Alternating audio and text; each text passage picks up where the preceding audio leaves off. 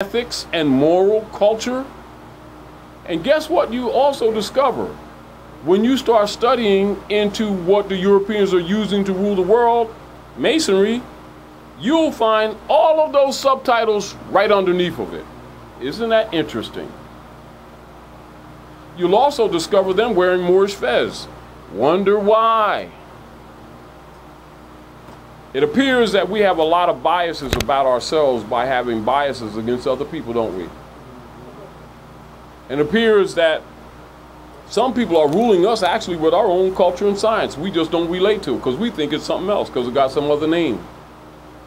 Therefore, truth can be in front of people's faces and they don't even see it because they are prejudiced and think it's something else. They also think it ain't there, so they reject it and they're throwing the baby out the bathwater, which allows Rome to rule you in your own land, continue in your own science. You reject it because you don't know it's your inheritance. Why? Because it's incorporeal? See the problem? So again, people misunderstand this Moorish movement, don't they?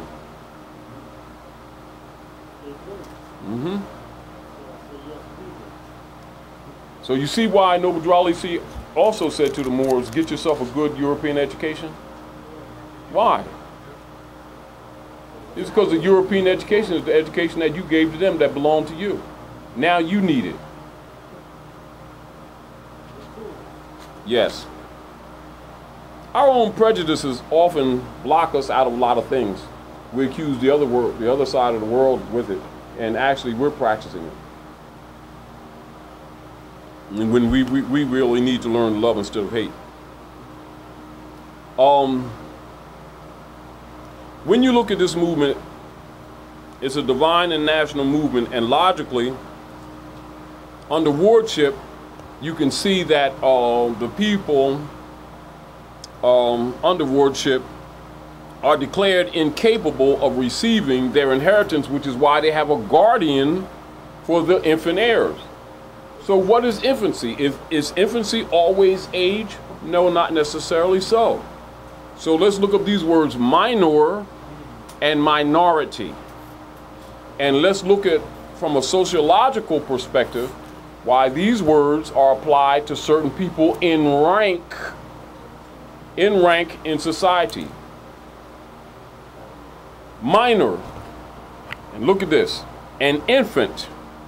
And remember, we just read in wardship tenures, right? In wardship tenures, it is in military tenures the right of the Lord to have custody as guardian of the body and the lands of the infant heir. Now let's look at minor and minority. Minor, an infant person who is under the age of legal competence. So competence is key here.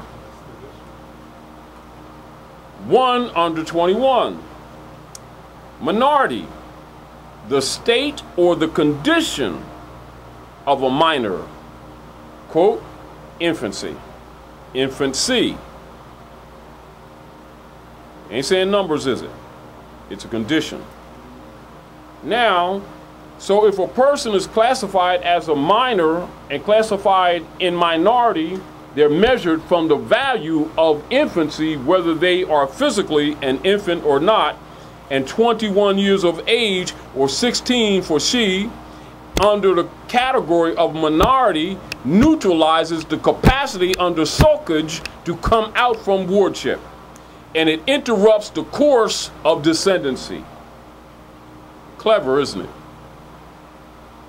Therefore, it allows the state to escheat.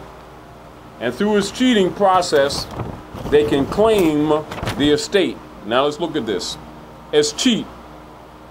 In feudal law, escheat is an obstruction of the course of descent and consequent determination of the tenure. Remember wardship tenure? By some unforeseen contingency, in which case the land naturally results back by a kind of reversion to the original grantor or the lord of fee. In colonial powers under feudal law, the corporate entities and the municipalities are acting as lord as fee. That's why even when you get permits, it has owner in fee. Feudal law. I thought this was a republic. It's a contradiction, isn't it? Because Article 4, Section 4 of the Constitution for the United States commands only a republican form of government for every state in this union. How is it that they're operating under feudal law?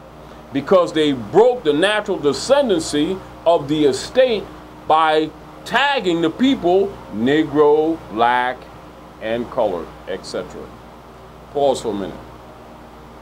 I like natural things. I really don't like... But remember, this is still a documentary about the movement. Still. You know, because I'm always real. We were talking about subject matter. Yeah, we were talking about a subject matter of jurisdiction. And we were talking about the issues of nationalization versus naturalization. And the concepts that deals with those matters. You have a marker here? Since we have a board, I need a marker to work on board. They're so preoccupied complaining about the European, they're never really studying what he's using. They never do a logistical breakdown on how he achieves what he's doing to us. They just say he's racist and he's wealthy because he doesn't like us. And because he doesn't like black people, we're therefore poor. It's not really how it's done. However, generally that's pretty much what's out there. And so there's no course of logistical analysis to undo what is done. Of course, it has to be fixed. And so they can't logically relate to nationality because they don't know that this is cheating is what's going on. They don't know that the categorization of names that we're using are designed for this political doing to legally take process.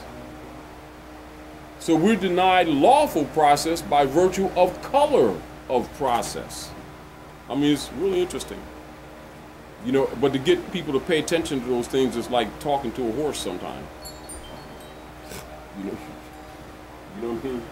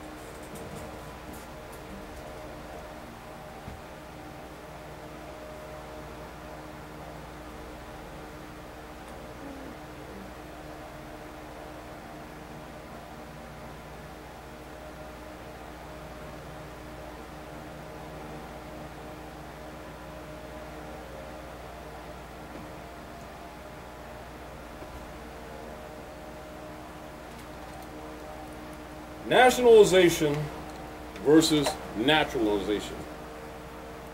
And you will hear different people at different times discuss these issues. You'll see when people come from some foreign countries and come into this particular jurisdiction that they call the U.S. jurisdiction. You'll hear people talking about they're having some aliens and they're having a naturalization process take place down in Center City near City Hall as an example. And you see the